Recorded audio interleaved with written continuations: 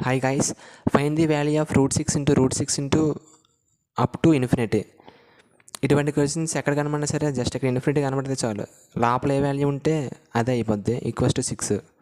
కానీ 6 ఎలాగొచ్చిందో ఈ క్లాస్లో చూద్దాం.